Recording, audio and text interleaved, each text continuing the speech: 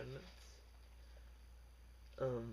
I just thought you take a look at the H&K SL8-1 rifle, the US model, made for the US market, civilian version of the G36 assault rifle used by German military and probably some other ones.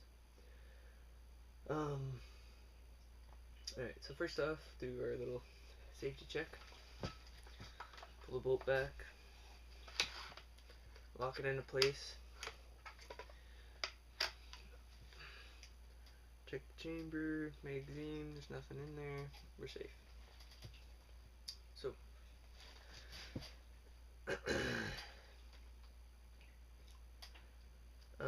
where to start here? This is a civilian rifle. I just bought it 3 weeks ago. Put about 100 rounds down the pipe, and from what experience I have, it's very accurate and reliable, which is its reputation if you look on the internet, reviews, etc. It's a very nice rifle. I like it. The plastic doesn't bother me. Polymer. It actually saves on a lot of weight and stuff. Very nice. It's got a heavy barrel, 20 inches long, I believe. Not threaded for flash suppressors or anything.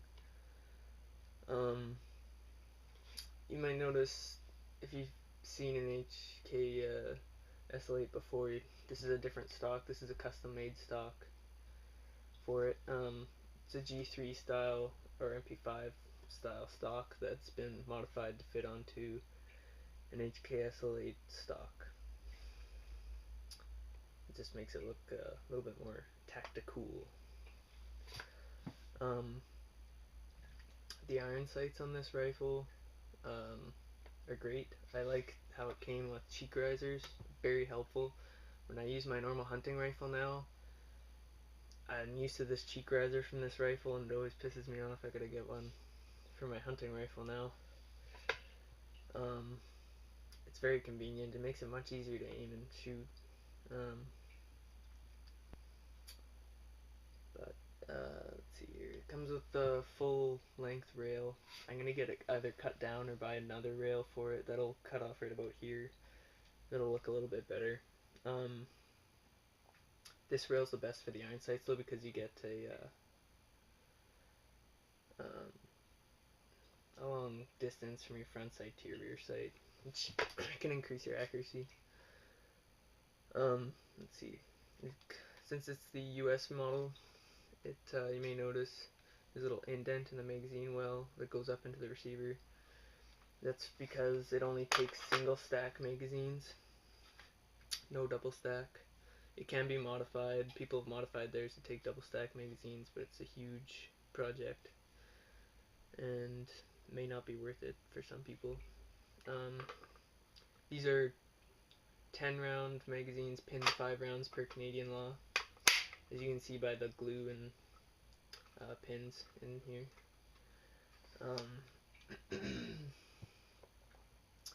Yeah, it's an expensive rifle. The MSRP for a brand new one is at $2,400 Canadian. I don't know what it is in the States. Very expensive, but I think worth it in the end. It's an HK. You're buying dependability,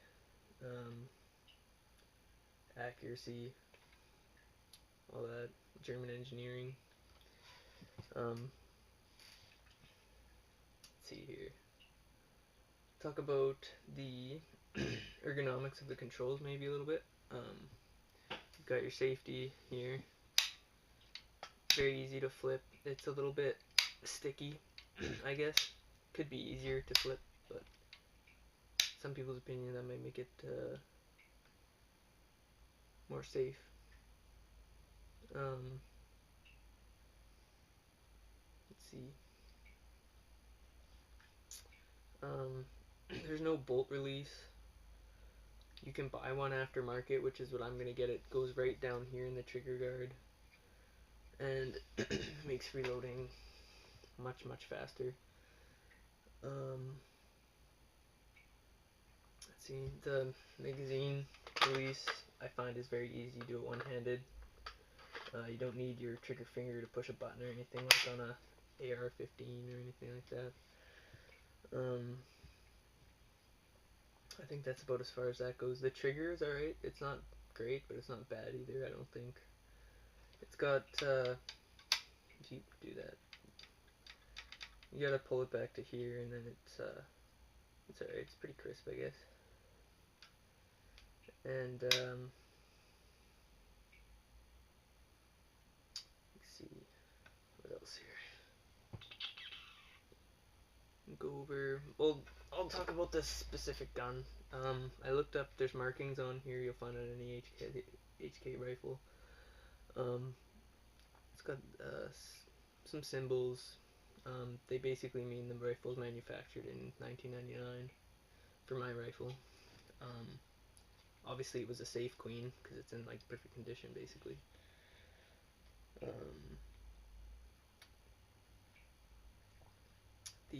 I find obviously with any heavy barrel usually you don't overheat as fast. Your barrel doesn't get too hot.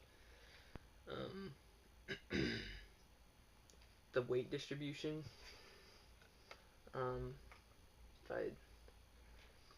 I put my hand here, it would probably tilt like that. So you know it's really front heavy. Cut it off from right where the barrel ends, basically, all the way to the back. Very light. It's all polymer. Obviously, it's going to be light. Not much metal back here. All the metal's up front here with this heavy barrel and whatnot. Which makes it very front heavy, which is one thing that bugs me a little bit, but not really.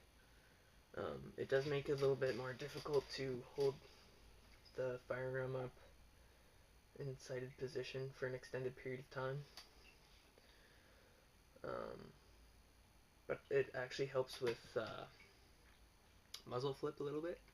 Kind of compensates for it, even though it's a .223 caliber, so there's really not much kickback to begin with. I've got a cheap red dot on here for now until I can afford better optics.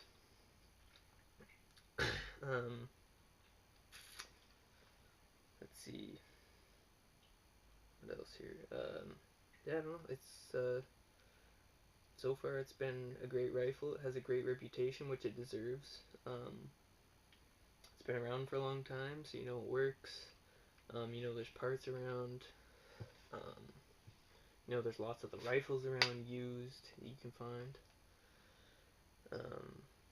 This is not the Canadian version of this rifle. This is the US version. I live in Canada, but I bought the US version. There's a Canadian version that takes double stack magazines.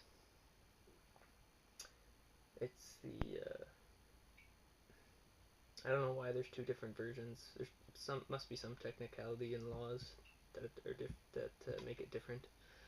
But anyways, field stripping this compared to a G36. There are push pins here and here, which just like in a G36, but for a G36 all of the field stripping can be done by removing the pins, whereas in this rifle it has bolts just in the back here. You remove the pin to take the stock and trigger group apart. You remove this push pin, push it out, comes out, then you remove these two bolts and you can separate it. I'll do another video on disassembly when I decide to clean it. It's really clean right now because I've already cleaned it, but yeah, this will come apart. The stock and the trigger group are one part. They'll come apart, and then you can just pull out the guide rod and spring and the bolt assembly, and the bolt assembly is all one piece. Very easy to clean. Actually, takes you like 5 minutes, but to take apart it takes you like 30 seconds, if that. But it's slightly more difficult to take apart than a G36, just due to the G36 being designed for military, tactical purposes, etc. So it needs to be more quickly field stripped. Yeah, uh, I'll do more of a comprehensive review maybe once I have more experience with this rifle. It's a very good rifle. I like it a lot. But I can't really say much to it right now. I only have about 100 rounds through it. Once I have closer to maybe 500 to 1,000 rounds, I'll do another review. And I'll know the accuracy much better. I'll have a hunting scope on here when I do my accuracy testing.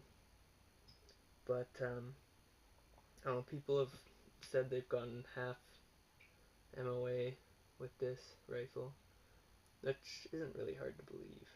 Which makes it a great coyote rifle. It's probably good. I don't know, 223 round, maybe good up to 500 yards if you're lucky. I think, realistically. That's about, usually when you encounter a coyote, it'll be within that distance.